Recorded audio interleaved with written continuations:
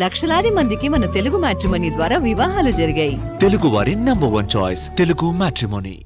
Phone tapping కేసులో ప్రధాన నిందితుడు ప్రభాకర్ రావు సిట్ విచారణ ఇంకా డైలమాలోనే ఉంది. ఆయన ఇండియాకు తిరిగొచ్చేందుకు లైన్ క్లియర్ అయినప్పటికీ ఇప్పటివరకు బయలుదేరలేదు. ఇంతకీ ప్రభాకర్ రావు ఇండియాకు వస్తాడా రాడా? ఈ కేసులో ఏం జరగబోతోంది? ఎస్ఐబీ కేంద్రంగా గత ప్రభుత్వ హయాంలో జరిగిన ఫోన్ ట్యాపింగ్ వ్యవహారంలో పడాల్సిన కీలక ముందడుగు ఇంకా పడలేదు. అసలు నిందితుడని చెబుతున్న A1 ప్రభాకర్ రావు ఇంకా అమెరికా నుంచి రాలేదు. ఇప్పటి వరకు ఆయన అమెరికా నుంచే బయలుదేరలేదని తెలుస్తోంది.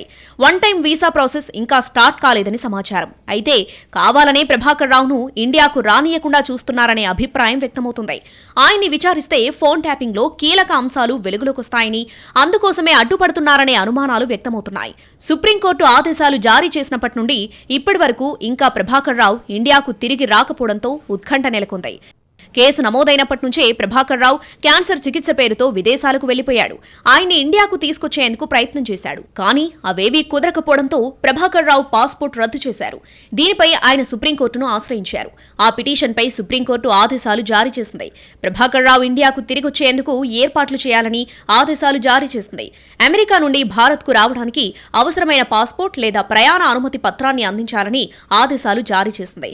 3 రోజుల్లో ఇండియాకు తిరిగి వచ్చి దర్యాప్తు అధికారుల ముందు విచారణకు హాజరు కావాలంటూ సుప్రీం ఆదేశాలు జారీ చేసింది. దానికి సంబంధించిన అఫిడవిట్ కోర్టులో అందజేయాలంటూ ప్రభాకర్ రావు తరపు న్యాయవాదికి ఆదేశాలు జారీ చేశారు. ప్రభాకర్ రావు విచారణకు వస్తే ఇప్పటికే దర్యాప్తు అధికారులు సేకరించిన ఎవిడెన్స్ అంశాల ఆధారంగా ప్రశ్నించనున్నారు.